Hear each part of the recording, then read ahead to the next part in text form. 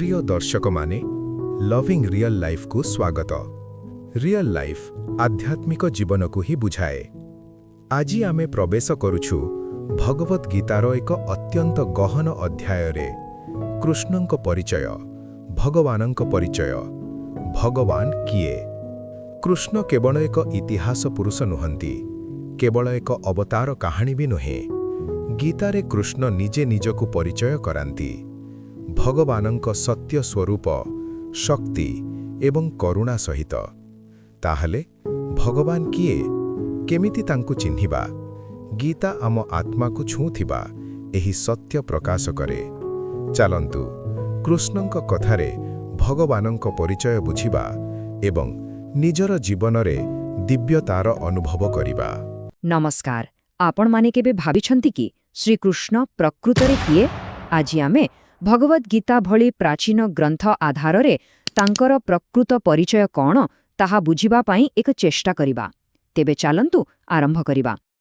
हेले कृष्णंक पाखरे पहुंचिबा आगरु आमकु गोटे बहुत मुख्य धारणा बुझिबाकु पड़िबो। ताहा हेला परम सत्य। आउ एही परम सत्य प्रकृतरे कौन एहाकु बुझिगले ही सबु रहस्यर द्वार खोलिजिबो। तेबे आसंतु आमर एही यात्रा आरंभ करिबा सेही परम सत्यर अन्वेषणरू। देखिबा एही प्राचीन ग्रंथगुड़िक ए विषय आमकु कौन कहउछंती। एही टाइमलाइन को देखंतु। ग्रंथ अनुसारे परम सत्य को अनुभव करिबार तीनोटी स्तर रहिछि। प्रथमे निज भितरे थिबा आत्मा को बुझिबा, तापरे आसे परमात्मा को जानिबा, माने सबु जीवंक हृदय रे थिबा ईश्वरंक अंशको। आउ सभा शिष्यरे आमे पहुंची थाउ भगवान को धारणा पाठेरे। आउ एबे आमे आसी पहुंचिले सेही मुख्य शब्द पाखरे, भगवान। एहार प्रकृत अर्थ कौन? चालंतु देखिबा प्राचीन ग्रंथरे एहार परिभाषा केमिति दिया जाइछि। आउ एइठी अछि मूल कथा।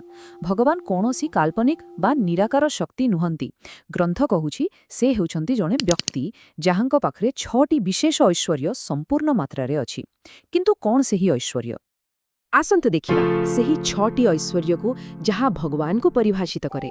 एठी गोटिए कथा उपरे ध्यान देबा दरकार। एठी कुहा जाउछि समस्त धन, समस्त बल, समस्त यश, समस्त सौंदर्य, समस्त ज्ञान आउ समस्त वैराग्य। एहार कोनोसी सीमा नाही। ठीक अछि। तेबे भगवानंक अर्थ तो जणा पड़ीगला, किंतु एहार कृष्णंक सहित कौन संपर्क? आसंतु एबे सेठी पहुंचिबा। आउ एइठी आसुछि सेही बड़ घोषणा। ब्रह्म संहितारे स्वयं सृष्टिकर्ता ब्रह्मा एक स्पष्ट सिद्धांत देउछंती जे कृष्ण ही सेही भगवान अटंती। एहा प्रकृतिरे एक बहुत बड़ कथा। किंतु कथा एतिकिरे सरनी। ग्रंथगुड़िक केवल कहु नाहांती जे कृष्ण जणे भगवान, बरं कहुछंती से हेउछंती मूल उत्सव, सेही आदि स्रोत जेउठारु सबु किछिर आरंभ। से हेउछंती समस्त कारणर मध्य परम कारण।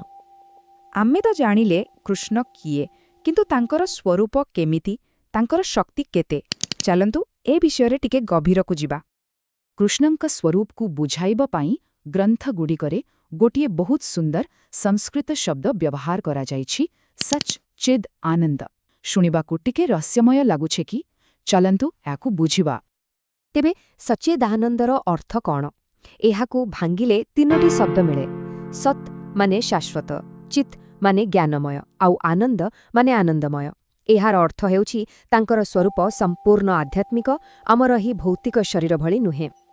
एबे तांकरु किछि असाधारण गुण विषय सुनंतु। प्रथमतः से अतीत, वर्तमान आउ भविष्यत सबु किछि जानंती। द्वितीय कथाटा तो आहुरी आश्चर्यजनक। तांकर प्रत्येक इंद्रिय अन्य इंद्रियर काम करिपारे, जेमति कि आखिरे सुनिबा बा चालिबा। आउ शेषरे से परमात्मा रूपरे आम समस्तंकर हृदय भितरे रही आमर सबु कार्यकलापको देखुथांती।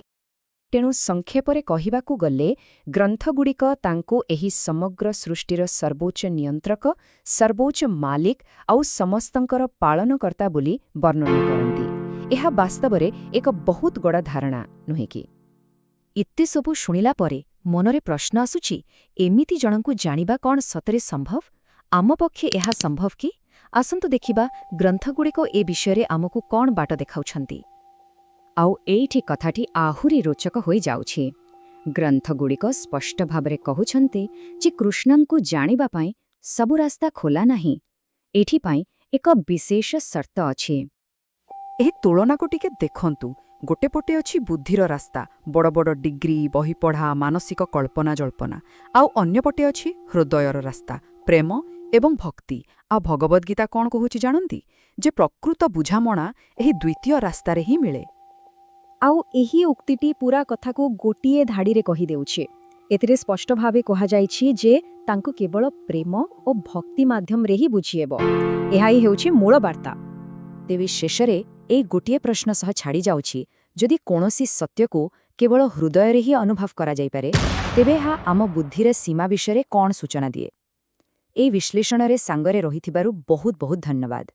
ପ୍ରିୟ ଦର୍ଶକମାନେ, ଯଦି ଆଜିର ଏହି ଅଧ୍ୟାୟ ଆପଣଙ୍କର ହୃଦୟକୁ ସ୍ପର୍ଶ କରିଥାଏ, ତେବେ କୃପୟା ଲାଇକ୍, ଶେୟାର ଏବଂ କମେଣ୍ଟ କରନ୍ତୁ।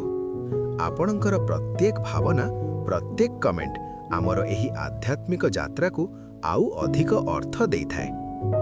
ଆଗାମୀ ସିରିଜରେ ଆମେ ଆଉ ଗହନ ଗୀତା ତତ୍ତ୍ୱ ସହିତ ପୁଣି ଥରେ ଫେରିବା।